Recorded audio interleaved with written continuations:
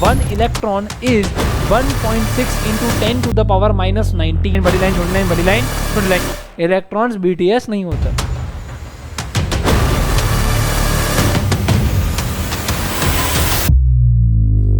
E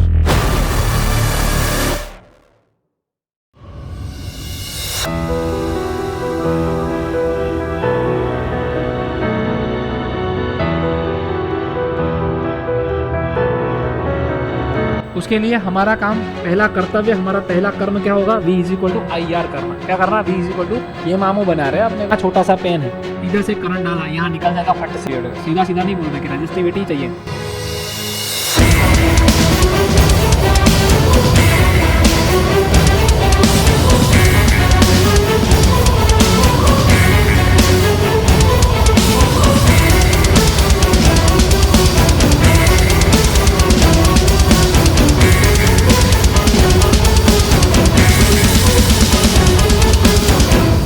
A current of 0.5 ampere is drawn by a filament of an electric bulb for 10 minutes. Find the amount of electric charge that flows through the circuit. बराबर है। तो यहाँ पर सबसे पहले अगर आपको एम्पियर दिख गया, मतलब है कि ये गारंटी बेटा क्या है? करंट है। क्या है ये? करंट। अगर SI यूनिट एम्पियर है, इसका मतलब है कि वो क्या है? करंट है। और करंट को हम किससे डिनोट करते हैं? I से डिनोट करते हैं। इसलिए हम यहाँ पर क्या लिख देंगे? I = 0.5 ampere. कोई डाउट? बोला है अ current of 0.5 ampere is drawn by a filament of N electric bulb for 10 minutes. Bulb जो है वो एक करंट ले रहा है from how many minutes? 10 minutes. तो टाइम कितना है बच्चों? T कितना है? 10 मिनट्स। क्या हम मिनट्स में ले सकते हैं? किस में लेना पड़ेगा? सो 10 इंटू क्या करना पड़ेगा? 1 मिनट में 60 सेकेंड्स, इसलिए 10 इंटू क्या करेंगे? 60, 600 सेकेंड्स। कोई डाउट? I हो गया, T हो गया। देखते बाकी क्या पूछा है। Find the amount of electric charge. Find the amount of electric charge. Charge is denoted by Q। तो आपको नेट चार्ज ढूंढना है कि कितना चार्ज वहां से फ्लो कर रहा है। अब हमें फॉर्मूला तो पता ही है। I = क्या होता है बेटा? Q/T। इसका मतलब अगर मुझे Q ढूंढना हो तो मेरा फॉर्मूला क्या बन जाएगा? I × T। What is the value of I? 0.5। और टाइम की वैल्यू क्या है? 600। और हम जानते हैं इसका SI यूनिट क्या होता है बच्चों? C होता है, कूलम। तो Q = कितना हो जाएगा? और यही आपका फाइनल आंसर।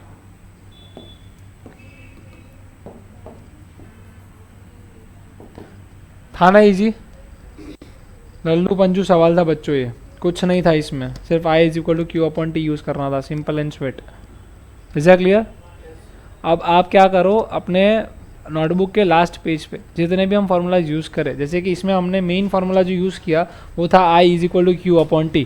तो आप कहीं लास्ट पेज पे लिख दो कि I = Q/T, first formula used. Is that clear?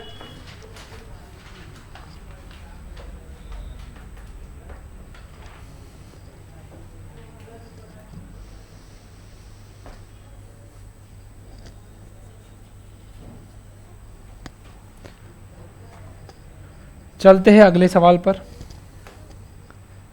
How much work is done in moving a charge of 2 coulomb across 2 points having a potential difference 12 voltage. How much work is done पहले ही सवाल में बोल के रखा है, कितना काम करना पड़ा। मतलब W हमें नहीं पता, W हमें नहीं पता है, क्लियरली विजिबल है फर्स्ट स्टेटमेंट में ही। तो वर्क डन क्या लिख देंगे हम लोग? Question mark. नहीं पता है। कितना चार्ज है बच्चों टोटल? Q पता है। देखो यहाँ पर क्या लिखा है? 2 कूलम। तो क्या आएगा यहाँ पे? 2C, 2 coulomb. कोई doubt? Now potential difference V कितना है बच्चों? 12 वोल्टेज। कोई शक? अब पोटेंशियल डिफरेंस का फॉर्मूला होता है. What is meaning of potential difference? Potential difference is work done upon charge. हम जब चार्ज पे कोई काम करते हैं उसका मतलब क्या होता है? Potential difference. In short potential difference का काम होता है करंट को धक्का मारकर आगे पहुंचाना. Is that clear? So V is equal to क्या होगा? W upon Q. What will be the value of V guys? W upon Q. हमें ढूंढना क्या है? W ढूंढना है. मतलब फॉर्मूला क्या हो जाएगा? V into Q. What is V over here? 12 voltage. और Q क्या है बच्चों? 2. आंसर क्या आएगा? 24 जूल ऑफ एनर्जी. क्योंकि W मतलब कि वर्क डन, वर्क डन मतलब कि एनर्जी, और एनर्जी का ऐसा यूनिट क्या होता है? जूल होता है. तो यही है आपका जवाब.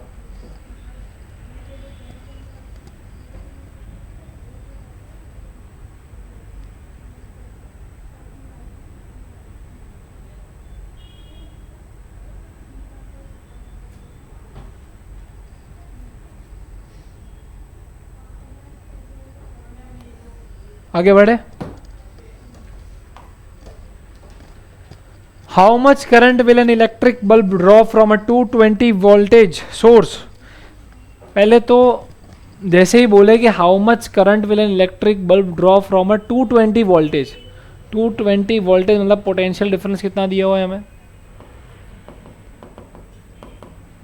V इज इक्वल टू कितना है बच्चों? 220 वोल्टेज. क्लियर यहां पर? If the resistance of the bulb filament is 1200 ohm, तो आपका रेजिस्टेंस मतलब कि R. ये किसने ढूंढा? ओम भाई ने ढूंढा. तो इसका ऐसा यूनिट क्या होता है बच्चों? ओम. सो 1200 ओम. याद रखना बच्चों कि ओम मीटर हो तो रेजिस्टिविटी है, और अकेला ओम हो तो रेजिस्टेंस है. Is that clear? रेजिस्टेंस मतलब करंट को रोकना, रेजिस्टिविटी मतलब अलग अलग मटेरियल का अलग अलग खुद का काबिलियत होता है रोकने का. सिल्वर की खुद की रेजिस्टिविटी होती है. सिल्वर की खुद की रेजिस्टिविटी कैसी है? बहुत ही कम है. जबकि पेपर की क्या है? बहुत ही ज़्यादा है. राइट? अभी तो रेजिस्टेंस आया है सिर्फ, और ये ओम्स लॉ के ऊपर अभी सवाल स्टार्ट हुए हैं. तो V दिया है, R दिया है. पूछा क्या है बच्चों? देखो ये क्या पूछा है. ये आप करंट बता दो कि करंट क्या है. अब हमारे ओम भाई ने क्या कहा था कि अगर आप मान लो एक 2 वोल्टेज का है उसके ऊपर बल्ब लगाया है, और एक 10 वोल्टेज का है उसके ऊपर बल्ब लगाया है, पोटेंशियल डिफरेंस जितना ज़्यादा करंट उतना ज़्यादा. तो अगर ये 2 वोल्टेज वाला बल्ब चेक करोगे और ये 1500 वोल्टेज वाला बल्ब चेक करोगे तो उसमें फ़र्क बहुत ही ज़्यादा होगा. इसमें ब्राइटनेस बहुत ही ज़्यादा होगी. राइट? तो V is directly proportional to I. V is directly proportional to I. इससे हमें पता चला था कि चलो वोल्टेज बढ़ा मतलब कि करंट बढ़ा. अब वो करंट किस में फ्लो कर रहा है, उसका रेजिस्टेंस क्या है, वो मैटर करता है, वो फैक्टर है एक बीच में. इसलिए प्रोपोर्शनलिटी को हटाने के लिए हमारा ये फॉर्मूला बना था ओम्स लॉ का, which was V is equal to I R. V is equal to I R. वही फॉर्मूला हम यहाँ पर यूज़ करने वाले हैं. तो V is equal to I R. जैसे ही हम according to Ohm's law, according to Ohm's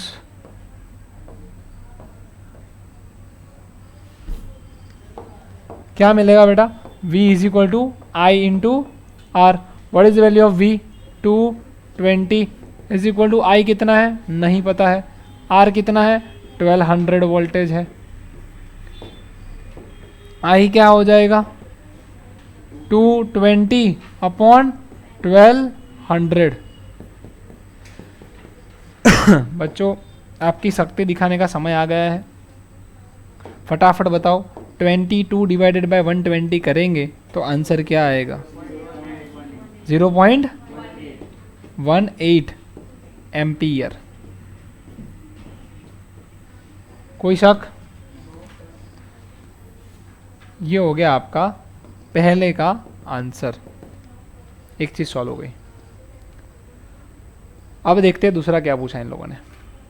B question में पूछा है how much current will an electric heater coil draw from a 220 voltage source if the resistance of the heater coil is 100 ओम. मतलब इन्होंने अब हमें एक दूसरी कंडीशन दी है जिसमें वोल्टेज तो सेम है पर रेजिस्टेंस क्या है, अलग है। ठीक है, तो चलो ये दूसरी कंडीशन दी है, तो पहली कंडीशन वाले जितने भी लोग थे उनको हम 1 1 दे सकते हैं, जैसे कि इसको V1, इसको R1, ठीक है, इसको भी V1, इसको भी I1, इसको भी R1, इसको भी I1, इसको भी I1, इसको भी I1। कोई डाउट? क्योंकि हमारे पास अब कौन सी कंडीशन आ गई, दूसरी कंडीशन आ गई। उसके लिए अब V2 बनाना पड़ेगा, R2 बनाना पड़ेगा और I2 बनाना पड़ेगा, राइट।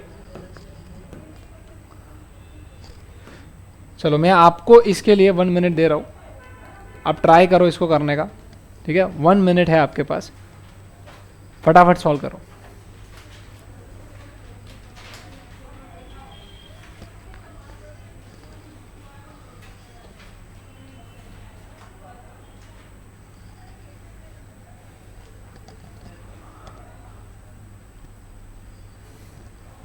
और ये निवान की शानदार स्पीड, बहुत ही तेजी से लिख रहे हैं भाई, लगता है पेज फाड़ देंगे।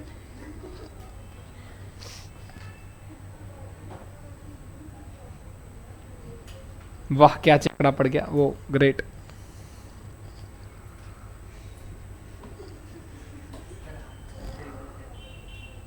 अच्छा सही है आंसर तो, पर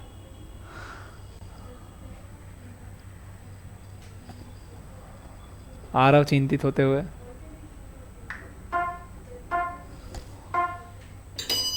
चलिए तो अभी हम V2 is equal to 220 voltage, R2 is equal to 100 ohm, और बेटा अभी ढूंढना क्या है हमें ओम्स लो के हिसाब से। V is equal to V2 is equal to I2 R2, right. V2 क्या है 220 वोल्टेज, I2 पता है क्या, नहीं पता है, इसलिए तो हम यहाँ पर आए। R2 क्या है 100, I2 is equal to 220 divided by 100। ये भाई नीचे आ जाएंगे I2 वाले, है ना, इधर से इधर आ जाएंगे, 0 0 कट। अब तो बहुत सिंपल है, गली गली का बच्चा कर सकता है ये। 2.2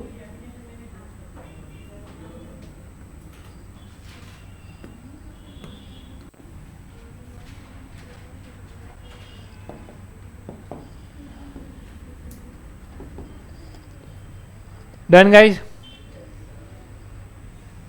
क्लियर यहां तक? आगे बढ़े कनन, 90 नंबर।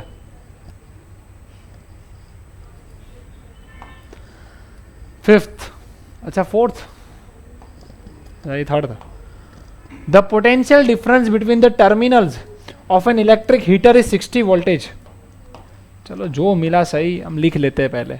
सॉल्यूशन 4 में पहली चीज यहां पर मिलते हुए क्या मिला बच्चों, यहाँ में वोल्टेज कितना मिला, अरे मैंने 60 नहीं 40 लिख दिया, 60 वोल्टेज, ठीक। When it draws a current of 4 ampere, I मिल गया बेटा, आई मिल गया 4 ampere from the source, what current will the heater draw if the potential difference is increase to. चलो बात की कंडीशन है, आप समझ रहे हो, वो जानबूझकर बता रहे। अब जैसे कि कोई सर्किट है जिसका पोटेंशियल डिफरेंस मतलब कैसे पता चलता है, पोटेंशियल डिफरेंस कैसे पता चलता है, उसकी बैटरी से, बड़ी लाइन छोटी लाइन बड़ी लाइन छोटी लाइन, राइट। ये कितना वोल्टेज है 60 वोल्टेज है, ठीक है। करंट कितना फ्लो कर रहा है 4 एम्पियर, कितना फ्लो कर रहा है बच्चों 4 एम्पियर, 4 एम्पियर करंट जा रहा है।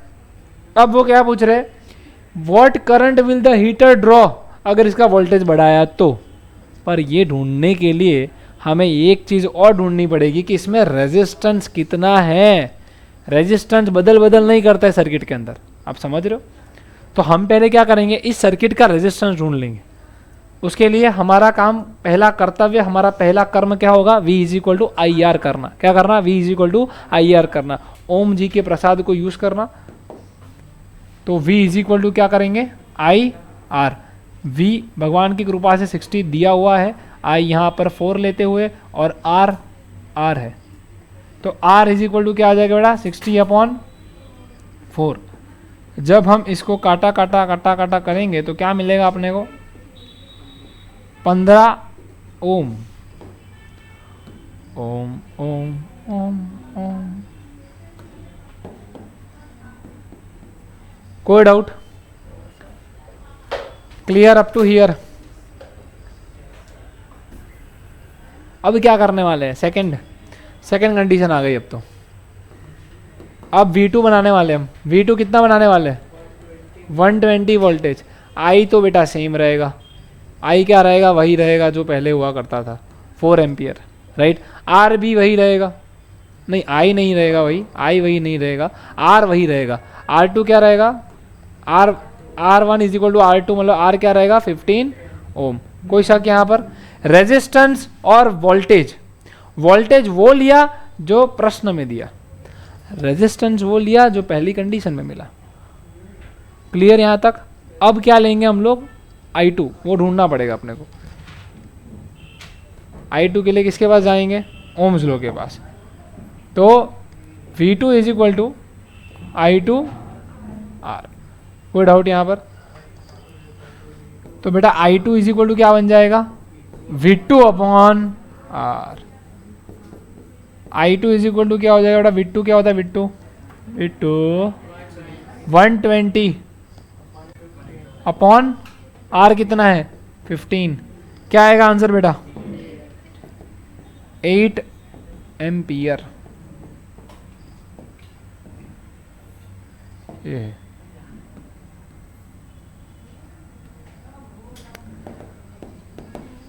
आंसर।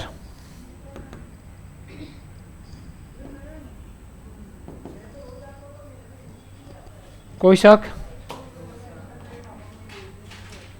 बढ़े आगे?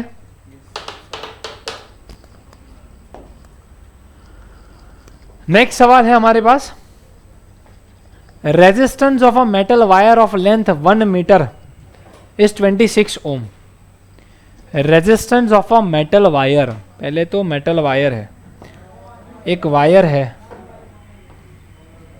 ये क्या है बच्चों? एक वायर है जिसकी लेंथ हमें कितनी दे रखी है? 1 metre. Resistance of a metal wire of length 1 metre, और उसका खुद का रेजिस्टेंस कितना है? R कितना है उसके पास? 26 ओम। हम यही सब चीज लिख देते हैं।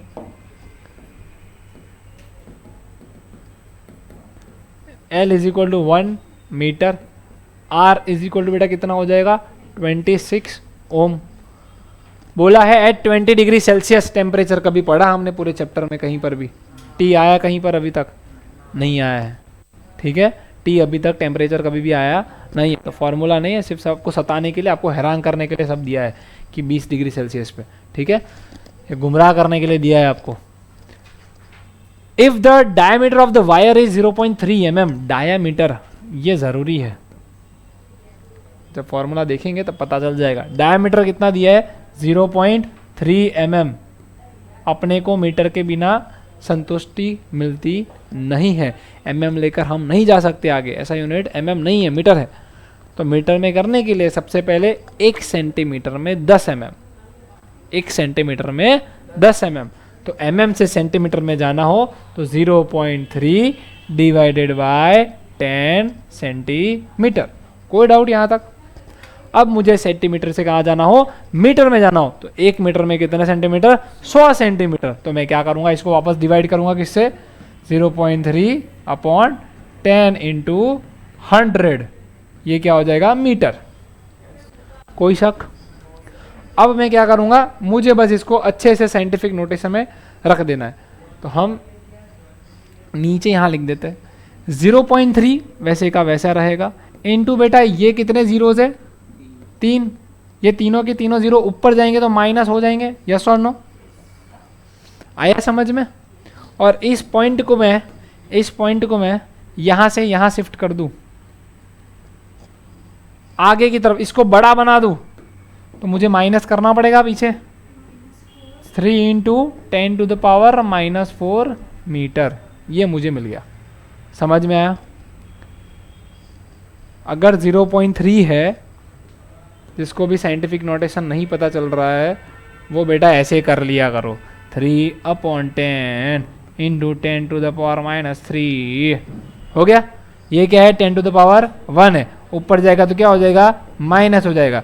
-3 -1, 3 × 10⁻⁻⁴. कोई डाउट? क्लियर? नाउ हमें L मिल गया, R मिल गया, D मिल गया, right? Now we need to find what will be the resistivity of the metal at that temperature. ये मामू बना रहे हैं अपने को, उस टेम्परेचर पे क्या रेजिस्टिविटी है. सीधा सीधा नहीं बोल रहे कि रेजिस्टिविटी ही चाहिए इनको, बराबर है, बट खाली टेम्परेचर सताने के लिए आपको, ताकि आप टेम्परेचर सुन के आप इधर उधर चले जाओ. बट रियलिटी ये है कि हमारा फॉर्मूला क्लियर है कि रेजिस्टेंस जो है उसका फॉर्मूला बताने से पहले वो फॉर्मूला ऐसा क्यों है वो समझा देता हूँ. Resistance is directly proportional to length. आप लेंथ जितनी बढ़ाओगे करंट उतना लेट पहुंचेगा, तो आपने रेजिस्टेंस बढ़ा दी. भाई इतना छोटा सा पेन है, इधर से करंट डाला, यहाँ निकल जाएगा फट से. बट अगर मैंने इसको 15 किलोमीटर लंबा वायर कर दिया तो ये टाइम लगेगा. भाई रेजिस्टिविटी बढ़ा दिया आपने इस वायर की, आपने रेजिस्टेंस बढ़ा दिया इसका, बराबर है. तो R is directly proportional to length, R is inversely proportional to area. मान लो कि ये छोटा सा ऐसे गोल वायर है, बीच में होलो है, ठीक है. यहाँ से इलेक्ट्रॉन्स भाग रहे हैं, बहुत सारे इलेक्ट्रॉन्स है, यहाँ से भाग रहे हैं, निकल जाएंगे. भीड़ बहुत है पर निकल जाएंगे, चलो ठीक है. अगर मैंने दूसरा पीपड़ा ले लिया बड़ा सा, और उसका क्रॉस सेक्शनल एरिया कैसा होगा? बहुत बड़ा होगा, हॉलो होगा. तो क्या करेंगे? सब फटाफट बाहर निकल जाएंगे इलेक्ट्रॉन्स, स्पीड बढ़ जाएगी उधर. जैसे कि हम पूरे क्लास में मान लो 50 बच्चे हैं, ये छोटा सा गेट है, यहाँ से बोला भागो, तो आपको जाने में, बाहर पहुँचने में टाइम लगेगा कि नहीं लगेगा? आपको राह देखनी पड़ेगी, क्योंकि आगे और भी भीड़ है. बट अगर मैंने पूरी दीवार तोड़ दी तो जितना एरिया बड़ा होगा रेजिस्टेंस उतना घटेगा.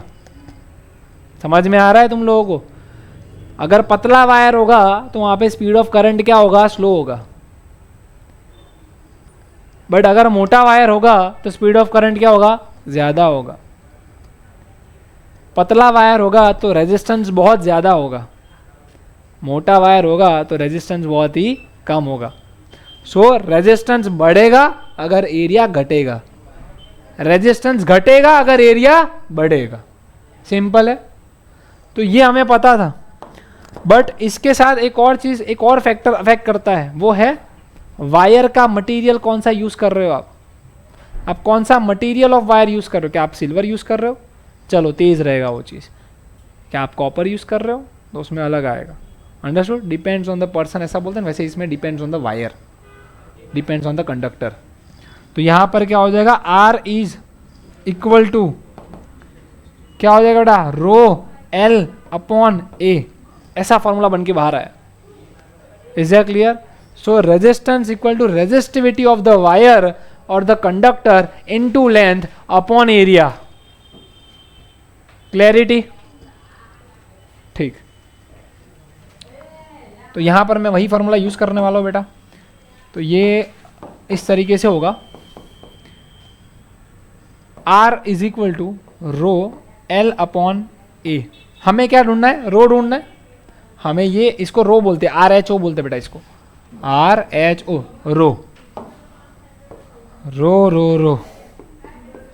तो रो का फॉर्मूला क्या बनेगा? ए ऊपर चला जाएगा तो क्या हो जाएगा? R A upon L. Done. R A upon L. इसको इरेज कर दूं. वायर जो होता है, वायर का शेप सर्कल होता है, स्फीयर, सिलेंड्रिकल जो होता है वायर सर्कल होता है. एरिया में हम पाई आर स्क्वायर लेते हैं. क्या लेते हैं? पाई आर स्क्वायर. अगर हमें डी दिया हो तो मैं पाई डी अपॉन 2 का होल स्क्वायर ले सकता हूँ, क्योंकि मैं जानता हूँ कि आर लिखूँ या फिर डी अपॉन 2 लिखूँ, आर स्क्वायर लिखूँ या डी अपॉन 2 का होल स्क्वायर लिखूँ, दोनों सेम है कि नहीं है? है ना सेम दोनों. ठीक है. तो मैं एरिया की जगह पर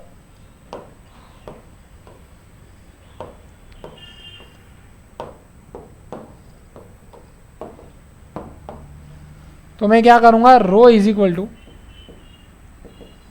आर की वैल्यू क्या है हमारे पास? 26.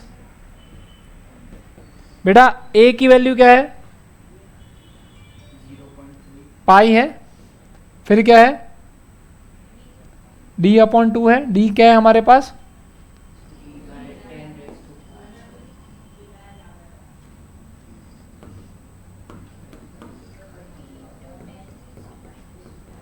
और बेटा नीचे क्या है, होल डिवाइडेड बाय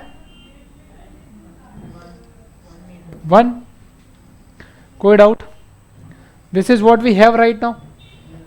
अब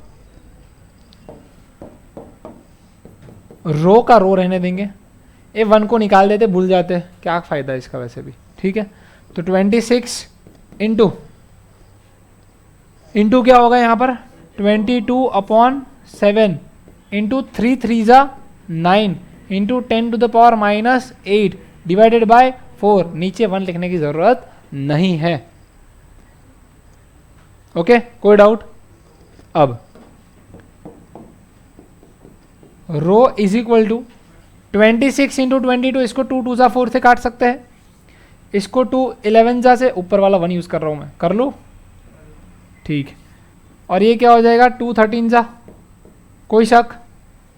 अब 13 into 11 into 9 divided by 7।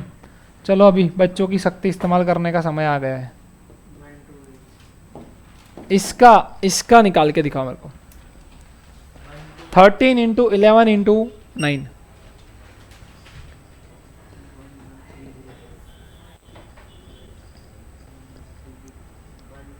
1 2, are you sure?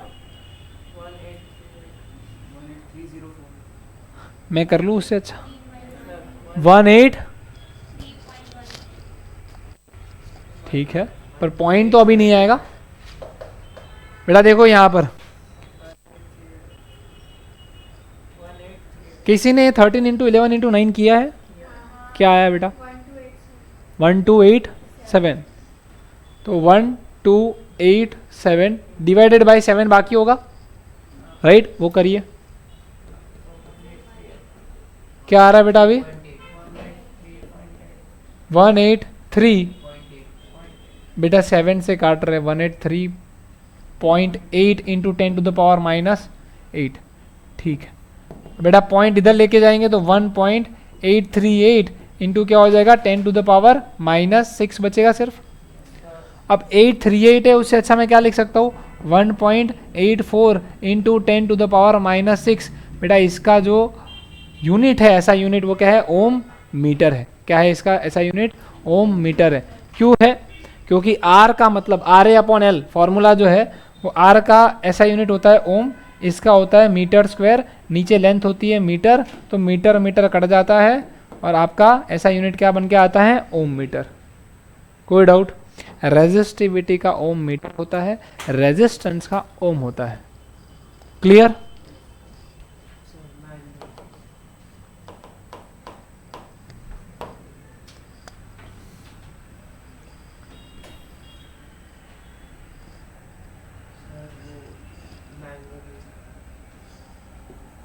Yes निमान?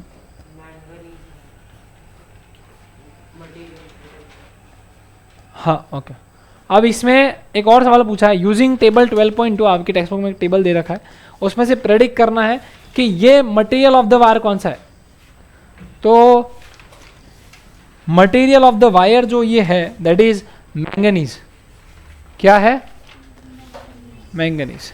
देख लो,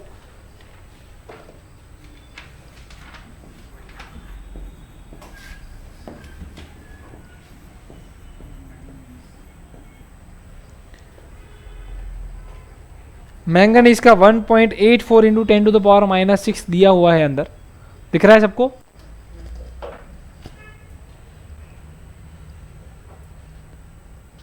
सो यहां पर मैंगनीज कंडक्टर यूज किया गया है।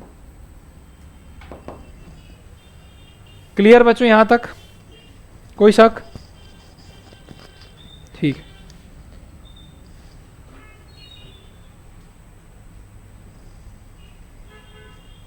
ये एक लास्ट क्वेश्चन कर लेते, 6 क्वेश्चंस इस पार्ट में करते हैं, 6 क्वेश्चन ऐसा हो तो नेक्स्ट पार्ट में करेंगे, ठीक है? तैयार? We have a wire of given material having length L and area of cross section A। ठीक है, हमारे पास क्या है? एक वायर है, तो फॉर अ वायर हम ये बताएंगे सबसे पहले कि लेंथ क्या है बच्चों? L है, ठीक है, एरिया क्या है, A है, और हमारे पास रेजिस्टेंस कितना है बच्चों, रेजिस्टेंस है हमारे पास 4 ओम. What would be the resistance of another wire of the same material having length L upon 2 and area of cross section 2a. ठीक है, पहले आप एक चीज समझ लो, resistance R is equal to कितना दे रखा है बच्चों, 4 ओम दे रखा है. तो मैं क्या कर सकता हूं यहां पर, rho L upon A is the value of R. I can write down that this is rho L upon A which is equal to 4 ohm, और इसको मैं इक्वेशन 1 बनाकर भाग जाऊंगा दूसरी कंडीशन पे. समझ में आ रहा है, मैंने क्या किया, आर का वैल्यू रख दिया रो एल अपॉन ए. क्यों किया है अभी पता चलेगा, ठीक है. अब मेरे पास एक दूसरी कंडीशन है जिसमें ऐसा बोला है, what would be the resistance of another wire of the same material. Material same है, मटेरियल क्या है, सेम है, मतलब रो में हमने जो किया वो चलेगा, रो चलेगा. आप समझ रहे हो, because rho is the resistivity of the conductor, मतलब यही रो यहां पर होगा, तो मैं इस रो को यूज कर सकता हूं, इसका मतलब ये हो. बट प्रॉब्लम ये है कि हमने यहां पर लेंथ चेंज कर दी है बच्चों. For another wire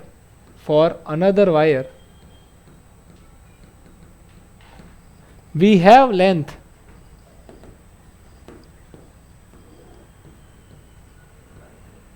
length is equal to कितनी है बच्चों, L अपॉन 2, और हमारे पास एरिया भी क्या है, डबल है, 2a है, कोई शक. अब रेजिस्टेंस का फॉर्मूला क्या होता है, रेजिस्टेंस आपको नहीं पता है, इसलिए हम इसको ढूंढने के लिए क्या करेंगे, R is equal to rho L upon A. But यहां पर L कौन सी आएगी, L/2 आएगी, तो मैं क्या करूंगा, L अपॉन 2 लिखूंगा. कोई शक, यहां पर जो A है मैं क्या लिखूंगा, 2a लिखूंगा. नेक्स्ट स्टेप के अंदर मैं R इज इक्वल टू रो रखूंगा, L अपॉन 2 वैसे का वैसा रखूंगा, इनटू इधर डिवाइडेड बाय 1 है, इसको ऊपर भेज के इसको रेसिप्रोकल कर दूंगा. कोई शक, इसको ऊपर भेज के क्या कर दिया, रेसिप्रोकल.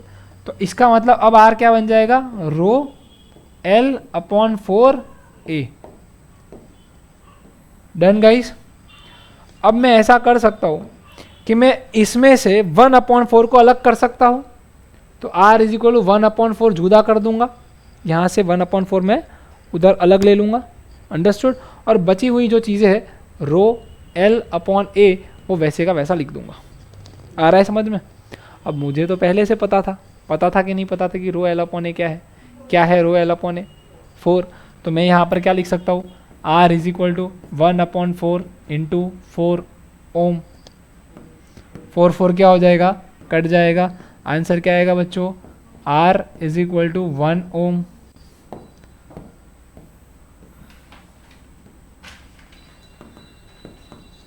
ये क्या होगा आपका आंसर. कोई शक, क्लियर, ठीक है.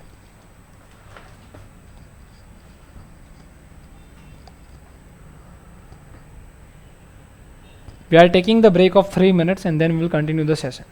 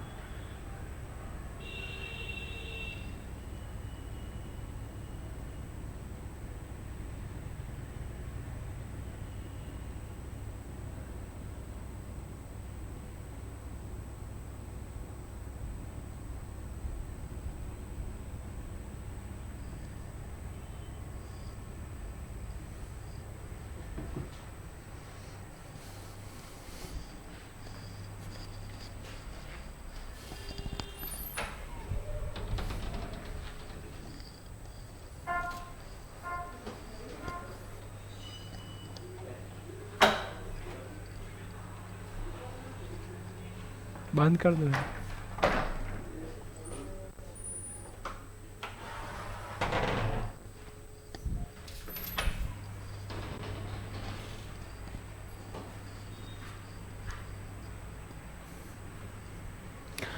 So guys, let's do the next question now.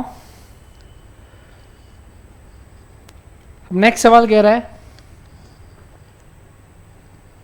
an electric lamp whose resistance is 20 ohm and a conductor of 4 ohm resistance are connected to a 6 volt battery.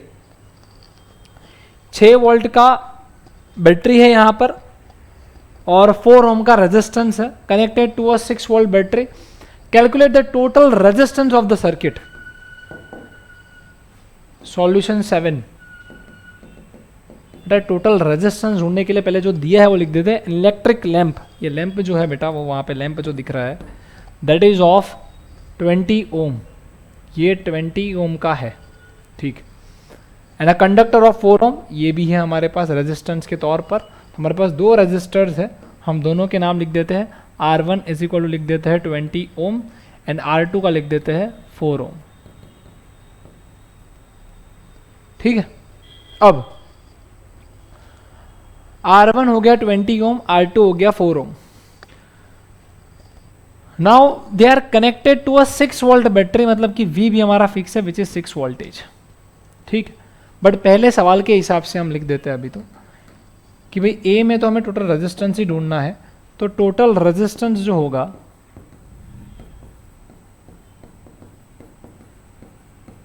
That is equal to R1 plus R2.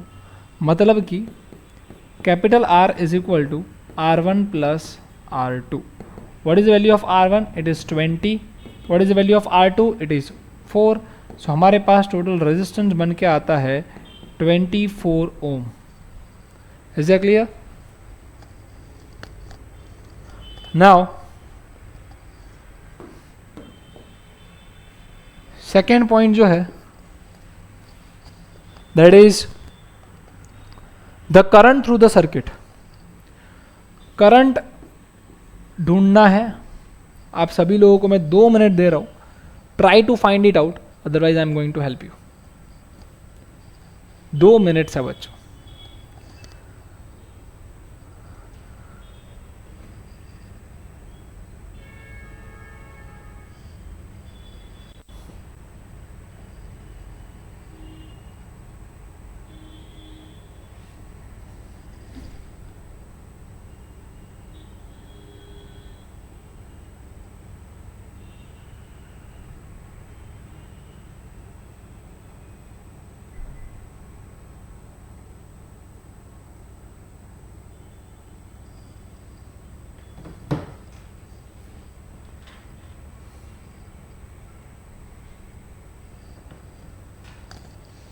मिल गया सबको? चलिए बहुत बढ़िया. कुछ ज़्यादा ही कर दिया जल्दी तुम लोगों ने. I इज इक्वल टू होता है बेटा V upon total resistance. V upon total resistance मतलब कि V हमारे पास कितना है? It is already given in the question which is 6 voltage and R we got 24. So it is 1 upon 4. 6 1 जा 6, 6 4 जा 24. मतलब कि हमारे पास I निकल कर आता है 0.25 एम्पियर. और यही है हमारा आंसर सेकंड का.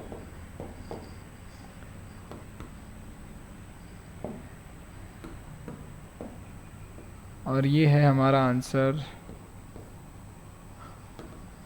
रेजिस्टेंस का. सो आंसर तीसरा सवाल है.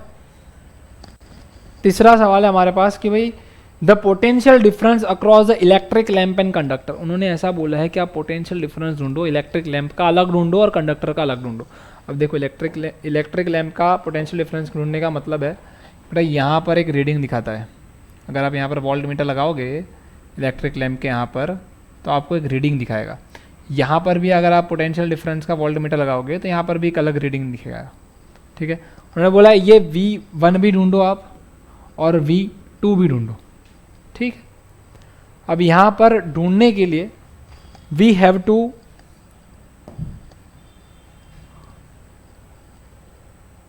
Draw line,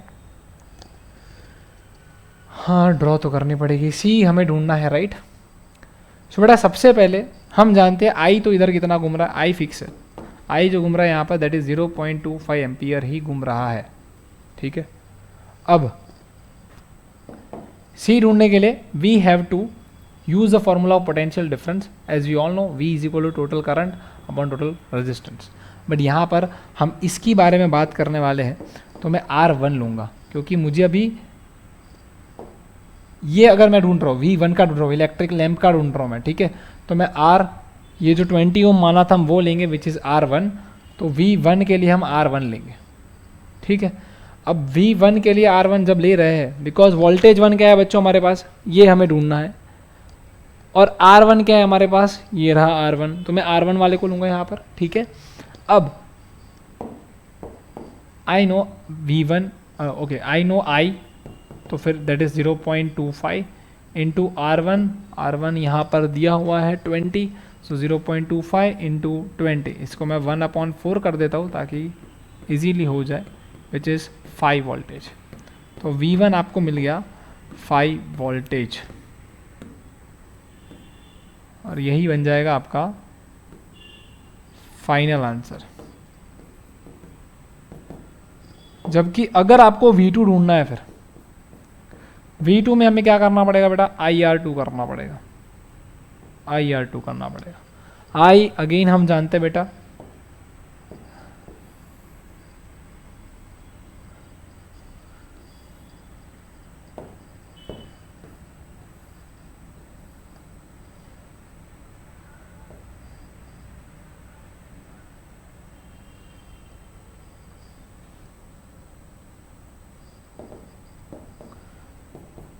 V2 is equal to IR2, V2 नहीं पता है, I बच्चों क्या हो जाएगा यहाँ पर, I यहाँ पर हो जाएगा जो यहाँ पर था यहाँ पर था यहाँ पर, क्योंकि सर्किट में करंट तो बार बार चेंज नहीं होगा ना बच्चों, तो 0.25 एम्पियर ही आएगा, मतलब 1/4 मैं लिख सकता हूँ यहाँ पर। R2 क्या है हमारे पास, 4 है R2, easy enough to calculate. So V2 क्या बन जाएगा हमारे लिए, V2 बन जाएगा हमारे लिए 1 वोल्टेज, और यही है अपना दूसरा आंसर।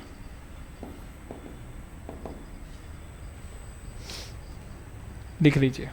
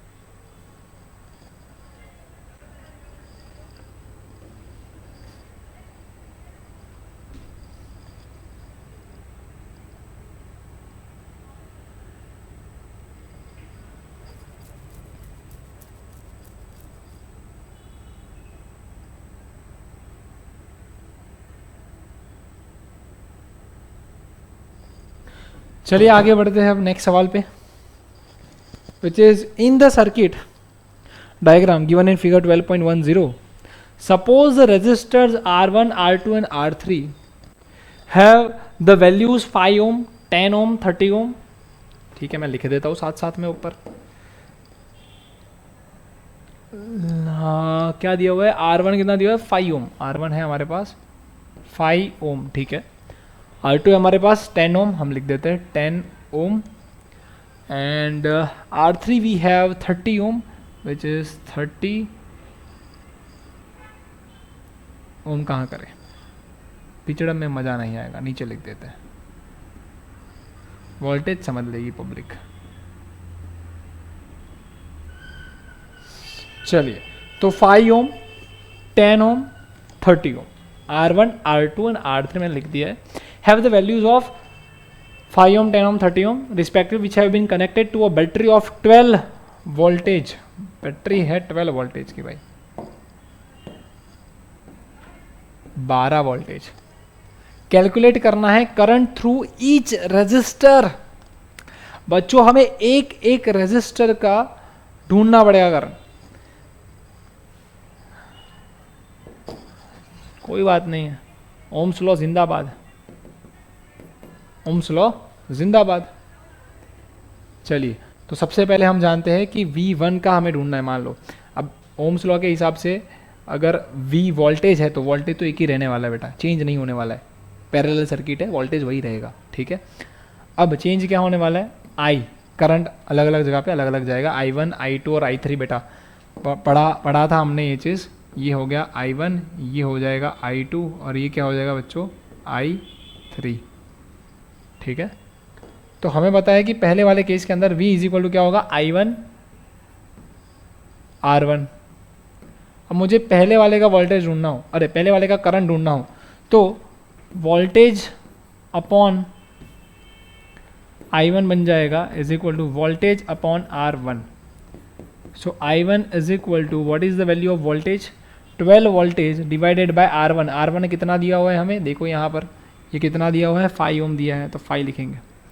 तो I1 इज इक्वल टू 5 2 ज़ा 10.20, 5 4 ज़ा 20, सो 2.4 एम्पियर, 2.4 एम्पियर इसका आंसर हो जाएगा।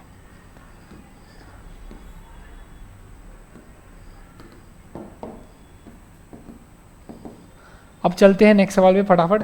सेम तरीके से हम क्या करेंगे, सेकंड वाला सॉल्व करेंगे बच्चों, which will be V is equal to I2 R2। अब मुझे ढूंढना है I2, वो हो जाएगा V अपॉन R2। V है 12, R2 है हमारे पास 10, तो आपका आंसर निकल कर बाहर आएगा 1.2 एम्पियर।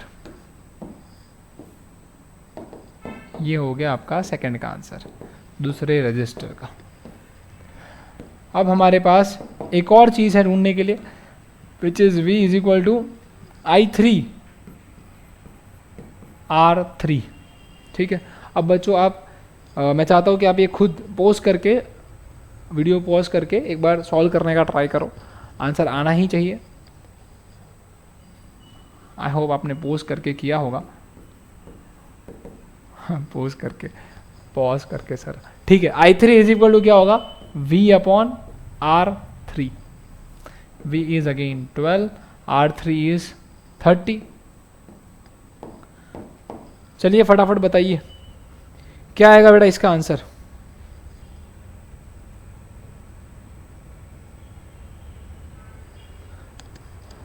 काट के देख लेते, 2 6 ज़ा 12, 2 15 ज़ा 30, 2 3 ज़ा 6।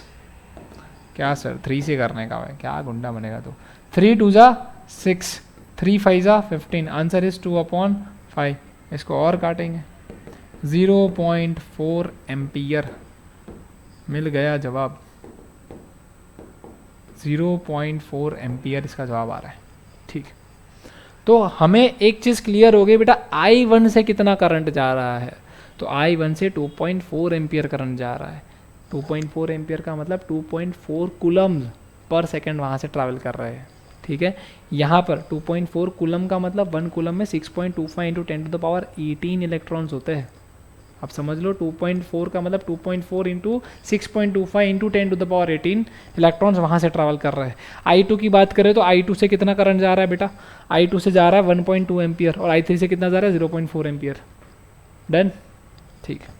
अब सेकेंड है total current in the circuit. Total current लो कर ली ना बच्चों वाली बात, ठीक है, फिर भी ढूंढ लेते हैं इसका आंसर। बेटा जब भी आपको टोटल करंट पूछे तो टोटल करंट के अंदर आपको करना क्या होता है, सिर्फ 3 करंट को तो प्लस करना होता है। तो I इज इक्वल टू क्या हो जाएगा, I1 plus I2 plus I3। I1 क्या है, I1 यही है जो आपको दिख रहा है, 2.4 है, 2.4 प्लस 1.2 प्लस 0.4। बताओ फटाफट कितना आंसर आएगा बेटा। बिल्कुल सही, 4 ampere is the answer, 4 ampere is the answer. ये हो गया आपका टोटल करंट। मतलब कि ये जो करंट जा रहा है यहाँ पे वो कितना है, 4 एम्पियर है। ये 4 एम्पियर में जा रहा था, इधर I1 थोड़ा बढ़ गया, थोड़ा I2 बढ़ गया, थोड़ा I3 बढ़ गया, वापस यहाँ पर जाएगा और वापस क्या बन जाएगा, 4 एम्पियर बन जाएगा। ठीक है, तो ये मिल गया आपको total current through each resistor. फिर आपको मिल गया total current in the total circuit, है ना। अब टोटल सर्किट रेजिस्टेंस ढूंढना है। भाई टोटल सर्किट रेजिस्टेंस ढूंढने के लिए हमें क्या करना पड़ेगा, हमें पहले तो जगह करनी पड़ेगी। यहाँ पे जगह करेंगे, ये बहुत ही टफ काम है।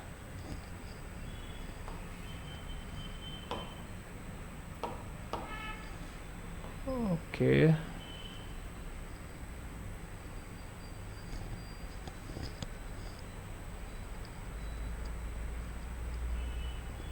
भाई यहाँ सेट हो जाओ, इसको यहाँ कर देते हैं सेट। ये चीज़ तुम साइड पे आ जाओ भाई, कोई काम के नहीं हो।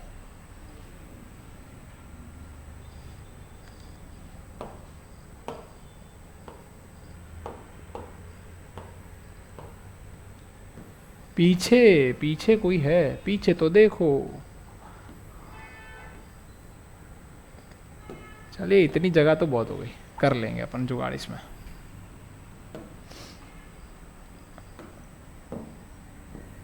अब यहां पर आपको ढूंढना है पैरेलल सर्किट का total resistance. Guys parallel resistance in parallel का फॉर्मूला है 1/R1 + 1/R2 + 1/R3।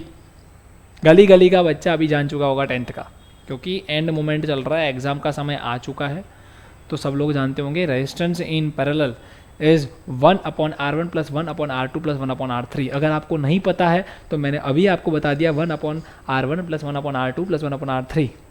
अब आप घर पे जाके अगर कोई आपका फ्रेंड आपको पूछे कि रेजिस्टेंस इन पैरेलल बता, तो आप क्या बताओगे, 1/R1 + 1/R2 + 1/R3। अगर आपको माता जी पूछे तो क्या बताओगे, 1/R1 + 1/R2 + 1/R3। सुबह के सपने में अगर याद आया तो भी आप क्या बताओगे, 1/R1 + 1/R2 + 1/R3। रात को अगर किसी भूतनी ने आके लात मार के जगा दिया और फिर पूछा कि रेजिस्टेंस इन पैरेलल क्या होता है, तो आप क्या बताओगे, 1/R1 + 1/R2 + 1/R3। चलिए मैंने बहुत बार 1/R1 + 1/R2 + 1/R3 कहा है रेजिस्टेंस इन पैरेलल का, इसलिए मुझे नहीं लगता कि आप भूलोगे अब कि रेजिस्टेंस इन पैरेलल होता है 1/R1 + 1/R2 + 1/R3।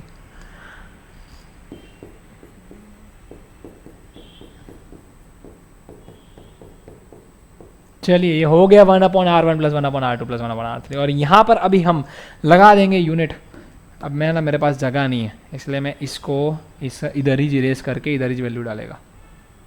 ठीक है, यहीं वैल्यू डालेंगे। ये सारे एग्जांपल्स आपकी टेक्स्ट बुक में लिखे हुए हैं आंसर के साथ, बट स्टिल हम कर रहे हैं for the practice and for conceptual clarity. ठीक है, 5, 10, 30 कैल्शियम, ओहो 30, 5 6 30, 1 6 6, 10 3 30, 1 3 3, 31 30 हो गया। तो ये बनकर बाहर आया 10/30। गजब, 0 0 कट हो जाएगा 1/3। तो बेटा रेजिस्टेंस डेसिमल में निकालेंगे इसको, तो आंसर क्या आएगा आपका। बस यही गलती नहीं करनी है आपको, ये पता होना चाहिए। कई बच्चे ये गलती करते हैं, यहाँ पे आरपी लिख देते हैं। बेटा यहाँ पर क्या होता है, 1/RP होता है। क्या होता है यहाँ पर, और जिन बच्चों को पता है कि यहाँ पर 1/RP होता है, क्योंकि वो याद ऐसे करते हैं, जैसे मैंने अभी बताया था resistance in parallel is 1/R1 + 1/R2 + 1/R3, और उस चक्कर में बच्चे वहाँ पे आरपी लिख देते हैं। ये याद रखना है, इट इज़ ऑलवेज 1/RP। और फिर इसको उल्टा करना भूलना नहीं है। अगर इसको उल्टा नहीं किया ना, टीचर आपको उल्टा कर देगा, मार्क्स पछाड़ देगा आपके। तो यहाँ पर आरपी जैसे ही मैं इसको उल्टा करूँगा तो बेटा ये भी उल्टा हो जाएगा, तो आंसर क्या आएगा 3 ओम। तो मेरा टोटल रेजिस्टेंस इस पूरे सर्किट में क्या हो गया बेटा, 3 ओम। आई होप आपको दिख रहा हो ये 3 ओम। 3 ओम, ओम आधा कट गया है बट कोई बात नहीं। दिख तो रहा है। ठीक है बच्चों, ये हमारा हो गया क्वेश्चन नंबर 8 और 6 सवाल है आई थिंक, 5 सवाल है, 13 है।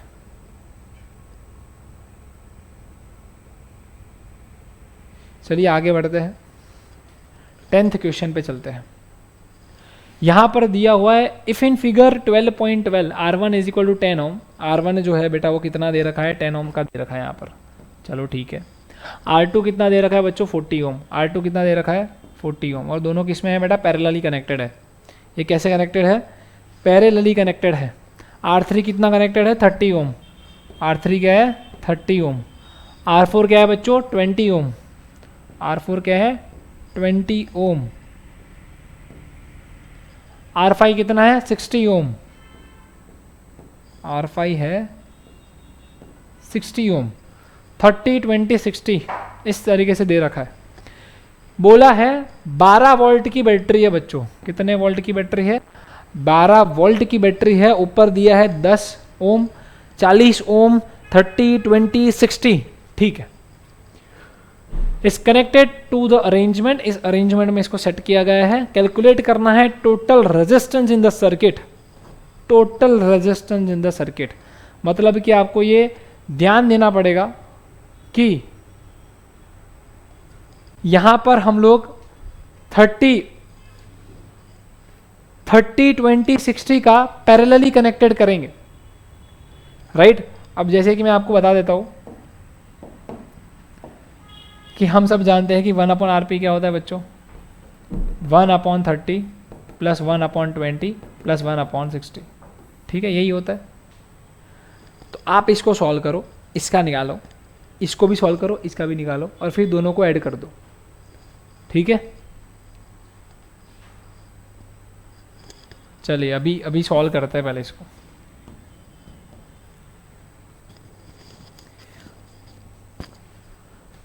Solution 9. Let's write down whatever we have. R1 it is equal to 10 ohm. We have R2 which is equal to 40 ohm. We have R3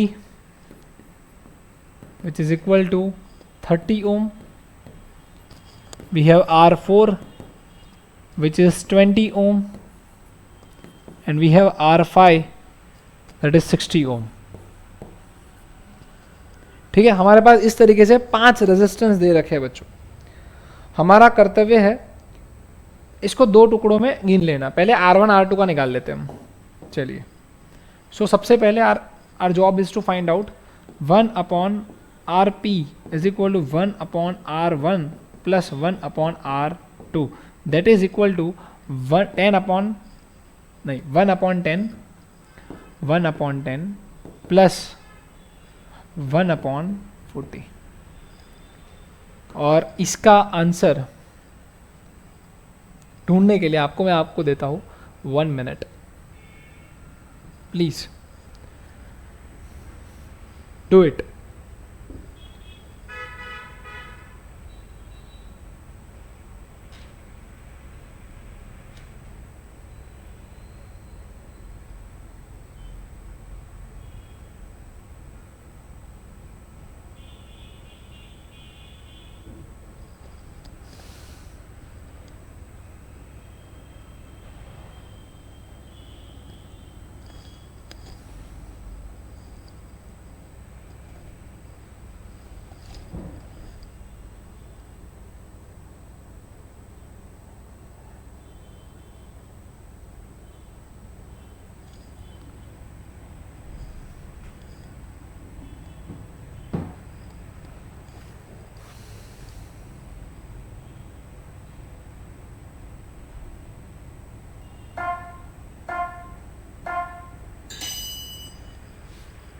ठीक है, सो जिसने कर लिया है वेल एंड गुड, जिसने नहीं किया है प्लीज़ यहाँ पर देख लीजिए कैसे करते हैं इसको। 1/RP जो है वो ऐसे का ऐसा रहेगा बच्चों। यहाँ पर LCM निकल जाएगा 40, ठीक है। अब 10 4 जा 40 होता है गाइस, 10 4 जा 40 होता है, तो 1 को किससे मल्टीप्लाई करना पड़ेगा, 4 से, राइट। 40 1 जा 40, तो ये भी क्या हो जाएगा 1।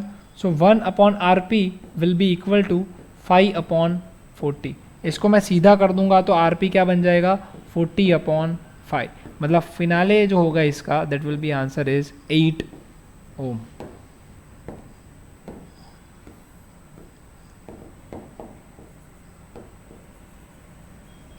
और ये हो गया रेजिस्टेंस इन पैरेलल। हमने सिर्फ इसका निकाला बच्चों, फाइनल आंसर नहीं आया, टोटल रेजिस्टेंस नहीं आया अभी हमारे पास।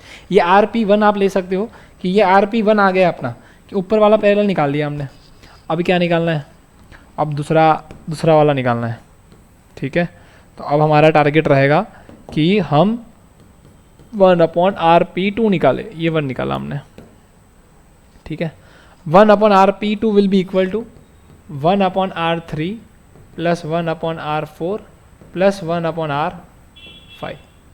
It is equal to what is R3, 1 upon 30 plus 1 upon 20 plus 1 upon 60, ठीक है। हम सारे जो रेजिस्टेंस है हमारे पास, चाहे 30 20 60, वो सारे ले लेंगे। Again I am giving you guys 1 minute, आप भी करिए, मैं भी करता हूँ। यहाँ पे हमारा एलसीएम यहाँ पर साफ क्लियरली विजिबल है कि 60 निकलेगा। 30 2 जा करेगा तो तेरे को भाई 60 मिल जाएगा, तो ऊपर 1 2 जा कर देते हैं, 2 मिल जाएगा। 20 3 जा करेंगे 3 मिल जाएगा। 60 1 जा करेंगे 1 मिल जाएगा। सो ये आता है 6 upon 60, 1 upon RP2, 1 upon RP2, 1 upon RP2। अब हम जानते हैं 6 1 जा 6, 6 10 जा 60 बेटा, तो RP2 बनकर जो हमारे पास आ रहा है दैट इज इक्वल टू 10 ओम। तो हमें दोनों के मिल गए हैं। अब हमें टोटल ढूंढना हो तो बेटा बहुत आसान है, अब टोटल ढूंढना बहुत आसान है। अब टोटल क्या हो जाएगा आपका, R is equal to RP1 plus RP2 which is equal to guys, यहाँ पर आपका निकल कर आया था 8 ओम, तो आप RP1 तो जानते ही हो 8 ओम, प्लस आपको ये भी पता है 10 ओम। आपने क्या किया बच्चों, इन दोनों का कंबाइन ढूंढा, तो आपको पता चल गया कि इधर इन दोनों का मिक्स करेंगे तो हमारा जो रेजिस्टेंस आ रहा है टोटल इन दोनों का, ये वाला पार्ट दैट इज कमिंग 8 ओम, ये आ रहा है बच्चों 8 ओम, ठीक है। और हम अगर इन तीनों का ढूंढेंगे तो हमारा आ रहा है 10 ओम, दिस इज 10 ओम, राइट। सो 10 ओम और 8 ओम। अब आप ध्यान से देखो, सर्किट कुछ इस तरीके से हो गया, अब यहाँ पर हो गया 8 ओम, और यहाँ पर आप घूम फिर के देखो यहाँ पर क्या आ रहा है 10 ओम। मानता हो कि पहले वो लोग पैरेलल में थे, बट ये जो 8 ओम है और ये जो 10 ओम है वो किस में है, वो सीरीज में है, वो एक लाइन में है। अगर आपको पता ना चल रहा हो तो आप यहाँ से वायर काट के देखो, यहाँ पर करंट नहीं पहुँचेगा। समझ में आ रहा है। तो यहाँ पर सीरीज में, तो इसलिए हमें क्या करना पड़ा, सिंपल वाला फॉर्मूला RS लगाना पड़ा यहाँ पे, कि दोनों को हम क्या कर देंगे, प्लस कर देंगे। तो 8 ओम प्लस 10 ओम, हमारा आंसर निकल के क्या आएगा बच्चों, 18 ohm will be our final answer. This will be 18 ohm. ठीक है गाइस, अब एक और काम बाकी है which is total current flowing in the circuit. Total current आपको ढूंढना हो तो हम तो जानते ही ये फॉर्मूला, ओम्स लॉ वाला। कौन सा फॉर्मूला है बच्चों, V is equal to IR। क्या है formula, V is equal to IR। Total voltage हमें पता है 12 है, I हमें ढूंढना है, R बेटा नीचे आ जाएगा बिकॉज मेरी मर्जी, नहीं मेरी मर्जी नहीं है, मैथमेटिक लॉजिक है। तो R नीचे आ जाएगा, तो 12 अपॉन क्या हो जाएगा बच्चों, ये R कितना है total 18, 12 upon 18 is equal to I guys. तो 6 2 जा 12, 6 2 जा 12 एंड 6 3 जा 18। तो बेटा I की वैल्यू निकल के क्या बाहर आएगी, फटाफट बता दो अभी। अब तो सिंपल है बच्चों,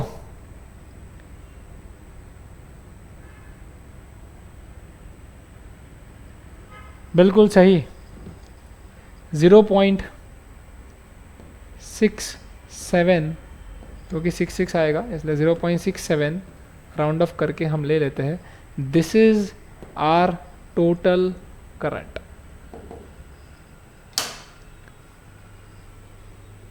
यहाँ पर हमने 9 क्वेश्चंस कंप्लीट कर लिए बच्चों, बस 3 और 10, 11 और 12. आज मैं कॉन्सेप्ट भी आपका क्लियर कर दूंगा, प्लस इसके रिलेटेबल जो आपके क्वेश्चंस होंगे वो भी आप सॉल्व कर पाओगे. ठीक है.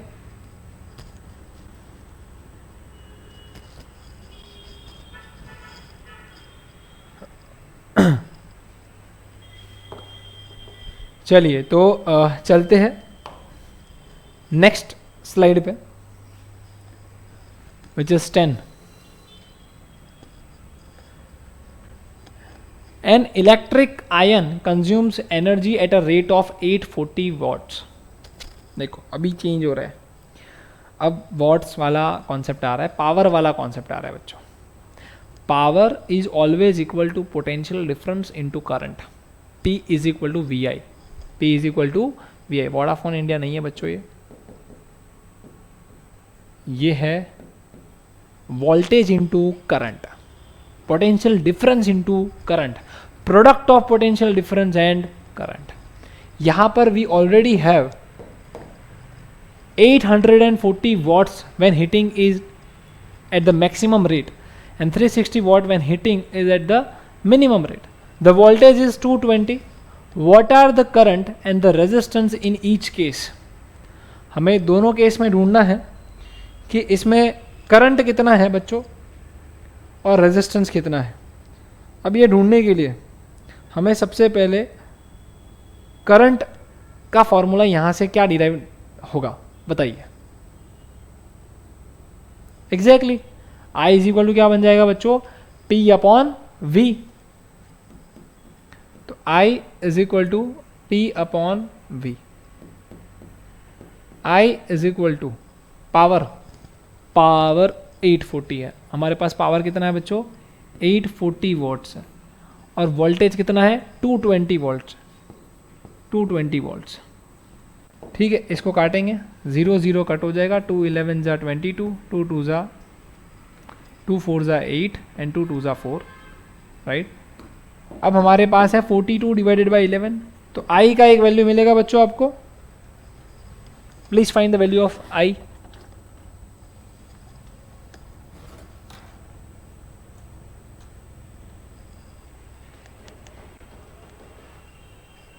यस, 3.82 एम्पियर, बिल्कुल सही.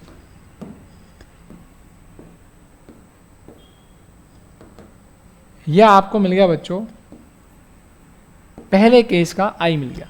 ठीक है. अब हम जानते हैं कि V इज इक्वल टू क्या होता है बच्चों, IR. अब मैं यहाँ से क्या ढूंढ सकता हूँ, रेजिस्टेंस ढूंढ सकता हूँ, क्योंकि उन्होंने साफ साफ बोला है what are the current. Current ढूंढ लिया एंड द रेजिस्टेंस. अब इसमें से ही मैं क्या निकालूंगा बच्चों, रेजिस्टेंस निकालूंगा. तो मेरा R इज इक्वल टू क्या हो जाएगा, my R will be equal to V upon I. We all know what is V. V is 220 voltage, right? V is 220 voltage divided by current. Current में एक काम करता हूँ, पहले वाला ले लेता हूँ, 42 अपॉन 11. 42 अपॉन 11, क्योंकि ये ऊपर जाएगा उल्टा हो जाएगा. 220 इज इक्वल 220 इंटू 11 अपॉन हो जाएगा 42. ट्राई करो बच्चों इसका आंसर निकालने का.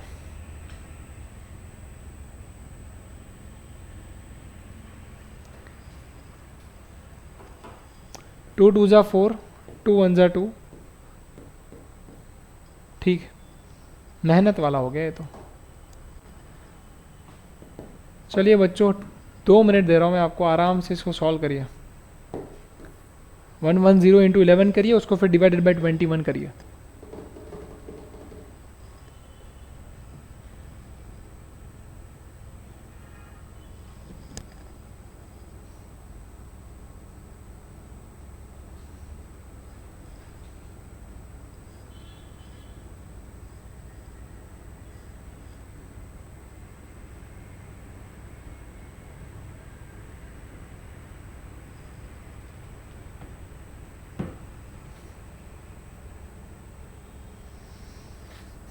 बढ़िया निवान, चलो इसका आंसर है 57.61 आ रहा है और टेक्स्ट बुक में कुछ 57.60 आ रहा है। सी यहाँ पर क्या होता है बेटा, अगर आप डेसिमल वाला लेकर करोगे तो इसका आंसर थोड़ा सा वेरी करेगा और अगर आप फ्रैक्शन वाला लेकर करोगे तो उसका आंसर थोड़ा सा वेरी करेगा।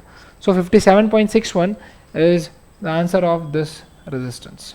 ठीक, now in the same way we have to do another one. So how many of you can do it? Come on, pause the video, है ना, try it by yourself and do continue the video, है ना। अगर हो जाए तो वो भी, अगर ना हो जाए तो नेक्स्ट क्वेश्चन के लिए और इस क्वेश्चन को सॉल्व आउट करने के लिए, राइट।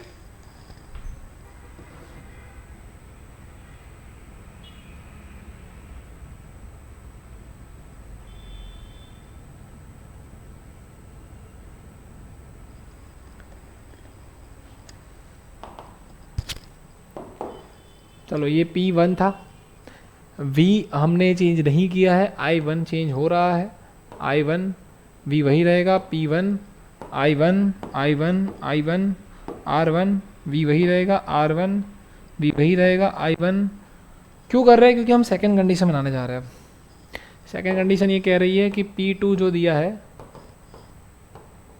उसके अंदर वी हैव 360 वॉट्स, ठीक है, is equal to 220 into I2। बेटा I2 क्या बन जाएगा, 360 अपॉन 220, 0 0 कट हो जाएगा, 2 1 जा 2, 2 8 जा 16, 2 11 जा 22, 11 1 जा 11, 0.70, 11 6 जा 66, 40, 11 3 जा 33 एम्पियर। सो अराउंड बेटा आपका आंसर जो आएगा दैट विल बी 1.63 समथिंग आएगा एम्पियर। उसको और 3-4 डिजिट तक लेके जाओगे तो हो सकता है ये 1.64 एम्पियर भी हो जाए। ठीक है, अब आगे तक करना। अब आपको I2 मिल गया। Now we have another task कि आपको क्या ढूंढना है, R ढूंढना है। तो V इज इक्वल टू क्या हो जाएगा, I2 R2। V is equal to क्या हो जाएगा, I2 R2। What is the value of V, 220। What is the value of I2, 1.63। एक काम करते हैं, इसको अच्छे से ही ढूंढ लेते हैं। 18 11 है ना, 18 डिवाइडेड बाई 11, 11 1 जा 11, 7 बचा 0 डाला, 1.6, 4 बचा 0 डाला, 7 बचा 0 डाला, ओके 4 हो जाएगा ये। सो इसको 1.64 एम्पियर ही लिख देते हैं प्रिसाइजली, और इसको 220 डिवाइडेड बाय 1.64 कर दीजिए। डायरेक्ट कर रहा हूँ, डायरेक्ट करिए, वरना 18/11 भी हो रहा है यहाँ पर। एक बार वो भी ट्राई कर लेते ताकि क्या पता कट जाए इजीली। नहीं कटेगा।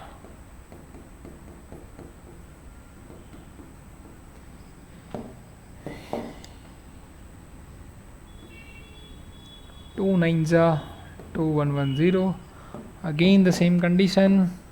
चलिए सॉल्व करिए भाई फटाफट।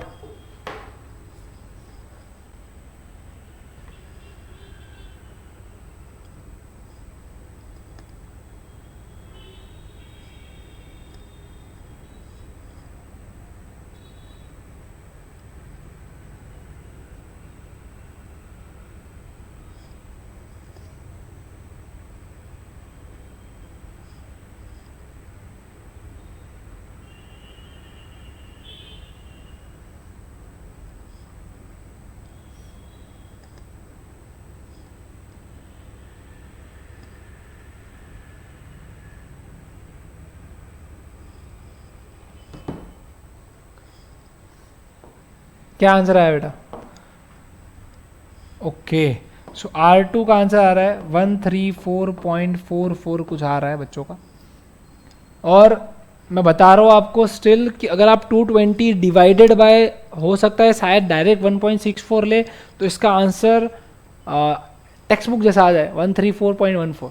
ठीक है, बट ये 134.44 इसलिए आ रहा है क्योंकि हम फ्रैक्शन लेकर चल रहे हैं बच्चों. Answer varies. अगर आप काटा काटी करके जा रहे हो आगे और अगर आप डायरेक्ट डेसिमल से कर रहे हो आंसर वेरी करता है, तो ज़्यादा टेंशन नहीं लेना है. ठीक है. और R2 फ्रैक्शन वाइज ये आ रहा है, अगर आप डेसिमल वाइज जाओगे तो वही आंसर आएगा जो वहाँ लिखा है 134.14. ठीक है.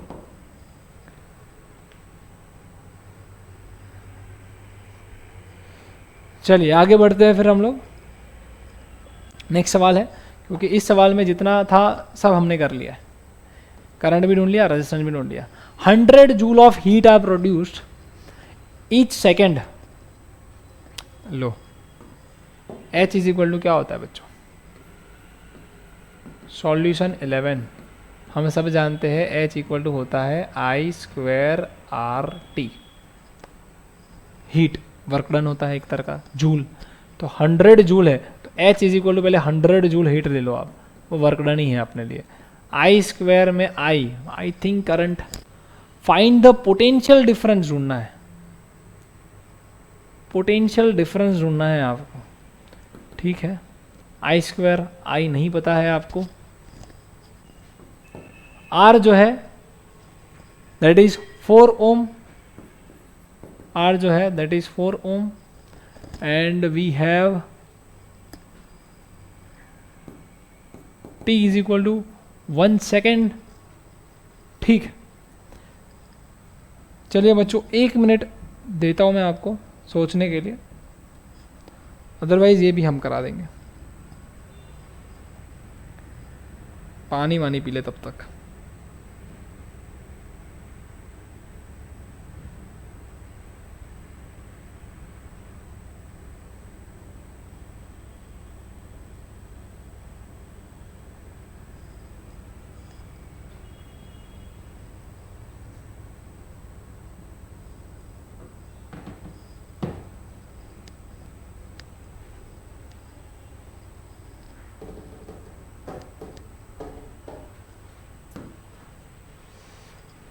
आई होप आपने आई ढूंढ लिया होगा, क्योंकि सब तो मैं लिख कर गया था. चलिए कर लेते हैं अभी आई. सो इसमें से अगर मुझे आई का फॉर्मूला निकालना हो तो आई स्क्वायर बन जाता है बेटा H डिवाइडेड बाय RT.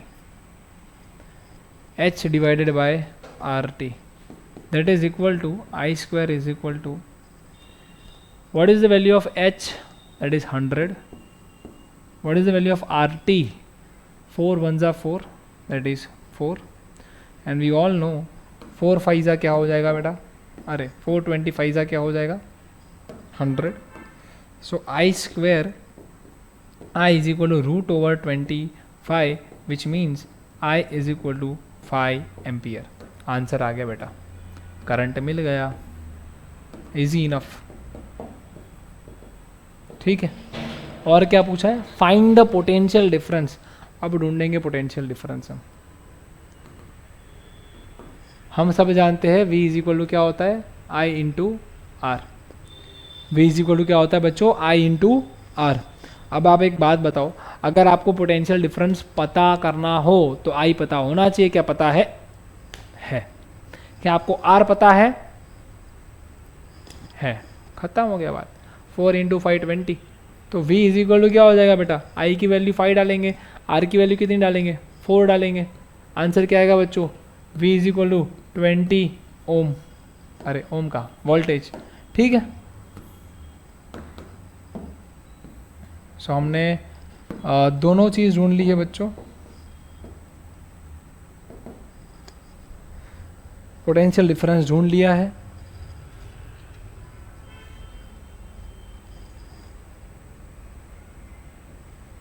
चलते हैं नेक्स्ट क्वेश्चन पर.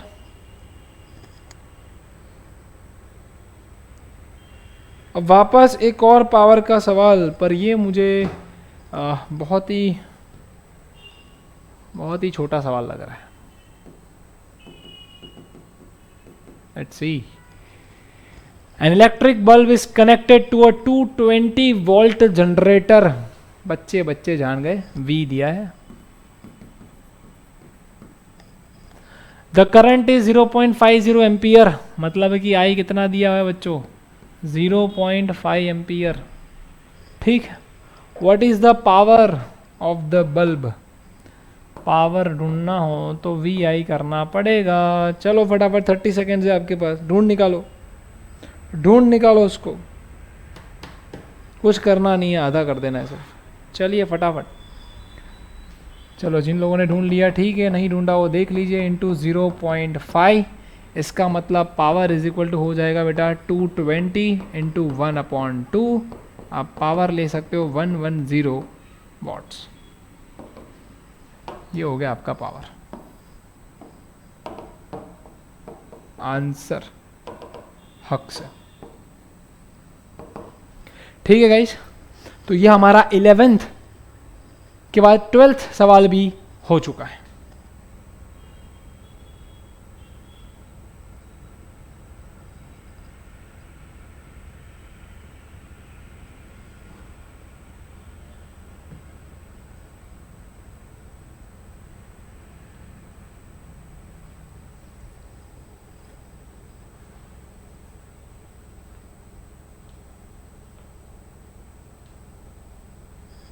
आगे बढ़े बच्चों, और ये है हमारे पूरे सेशन का आखिरी एग्जाम्पल। ठीक है, और ये है an electric refrigerator rated 400 volt कहाँ watt, 400 watt, operates 8 hours per day. मतलब कि आपके पास एक इलेक्ट्रिक रेफ्रिजरेटर है 400 वॉट का, पता फ्लिपकार्ट पे लिखा हुआ आता है 400 वाट का, अमेज़ॉन पे लिखा हुआ आता है 600 वाट का, 700 वाट का, 800 वाट का मिक्सर लेगा भाई। तो ये वाट जो है वो पावर है। पावर का मतलब क्या होता है, मान लो किसी का 800 वाट है तो उसका मिक्सचर का पावर अलग होगा, पर 1600 वाट का है उसका मिक्सचर का पावर अलग होगा। अगर मैं 16,000 वाट वाले मिक्सचर के अंदर ऐसे उंगली डाल दूँ तो क्या होगा बच्चों, मेरी उंगली का वो कट जाएगी, राइट। तो वैसे ही जितना वॉट ज़्यादा होता है पावर उतना ज़्यादा होता है, इलेक्ट्रिसिटी फिर बिल भी उतना बढ़िया आता है, तगड़ा आता है bill. Solution 13, electric refrigerator rated 400 what. पहले तो आप पावर लिख लो बच्चों, 400 वॉट, ठीक। ऑपरेट्स 8 आवर्स पर डे, कितना ऑपरेट कर रहे हैं, 8 आवर पर डे। टाइम दे रखा है बच्चों यहाँ पर, आपको क्लियरली मेंशन्ड है 8 आवर यूज़ कर रहे हैं पर डे। और कितने दिन के लिए यूज़ करने वाले हैं लोग, 30 डेज के लिए भाई, 30 डेज के लिए they are going to use this. So 30 days मतलब 30 इंटू 8 कर ले हम लोग, टोटल टाइम लिख ले यहाँ पे। टोटल टाइम जो यूटिलाइज होने वाला है that is going to be equal to 30 into 8 which is equal to 240 hours. 240 hours guys, 240 hours. क्या आप अंदाजा लगा पा रहे हो अब क्या करना है आगे? Just think.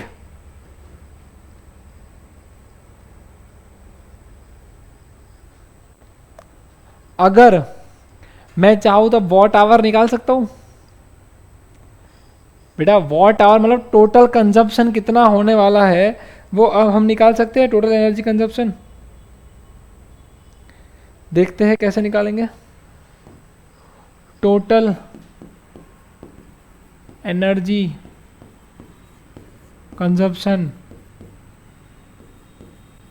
Is going to be equal to, total energy consumption जो होने वाला है that is equal to 400 into 8 into 30, तो हमने कर दिया है तो हम सीधा 240 लिख देते हैं बच्चों।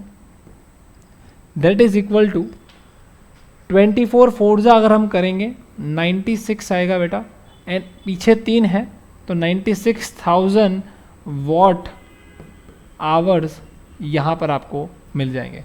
कितने वॉट आवर्स मिलेंगे बच्चों? 96,000 वॉट आवर्स। अब याद रखना हमेशा हमारे घर पे जो बिल आता है वो यूनिट में आता है, 50 यूनिट, 100 यूनिट, 200 यूनिट, 300 यूनिट ऐसे लिखा होगा, पर यूनिट है क्या? 1 कमर्शियल यूनिट कब कहते हैं हम? 1 कमर्शियल यूनिट तब कह सकते हैं जब हम किलोवाट आवर में मेजर करें। कौन से आवर में मेजर करें? किलोवाट। किलो का मतलब 1000 भाई, इसके 3 जीरो कुर्बान कर दो आप तो आपको क्या मिल जाएगा 96 kWh। समझ में आ रहा है? This is kilowatt hour. ये 96 यूनिट्स बोल सकते हो या फिर आप इसको 96 किलोवाट आवर बोल सकते हो, जो यहाँ पर दे रखा है बच्चों। अब मुझे टोटल प्राइस ढूंढना है, total cost of the energy. Total cost of the energy क्या हो जाएगा? 96 इंटू कितना है ये? 3 रुपया। 96 इंटू 3 करेंगे बच्चों, आंसर क्या आएगा? उतना बिल होने वाला है। 3 6 18, 3 9 27 एंड 28, 288 रुपीज़ बिल आएगा। कितना बिल आएगा बच्चों? 288 रुपीज़ बिल आने वाला है। And finally we have completed the entire textbook examples. जितने भी एग्जाम्पल्स आपके टेक्स्ट बुक में इलेक्ट्रिसिटी चैप्टर में दिए हुए हैं, वो सारे के सारे एग्जाम्पल्स मैंने अभी यहाँ पर कर दिए हैं। अगर आपको इसकी पीडीएफ चाहिए, जो मैंने ये पूरी नोट्स बनाई है उसकी पीडीएफ चाहिए, तो आप प्लीज़ हमें मेल करिए, हम आपको तुरंत ही पीडीएफ आपको रिप्लाई में दे देंगे। ठीक है, चलिए तो यहाँ पर हम हमारा सेशन एंड करते हैं। Thank you very much and we are going to bring one shot for each and every chapter in our channel. तो अगर आपको कनेक्टेड रहना हो तो या तो आप सब्सक्राइब कर लो और स्टे कनेक्टेड हो जाओ, मतलब कि वो बेल पे नोटिफिकेशन आया करेगी हमारे कि भाई हमारे नए वीडियोस अपलोड हुए। But still if you think कि भाई सब्सक्राइब किए बिना पढ़ना है तो आप वैसे पढ़ो, दैट्स फाइन। आप बस खाली रेगुलर चेक करते रहना पड़ेगा उसमें, राइट? ठीक है, चलो, थैंक यू एवरीवन।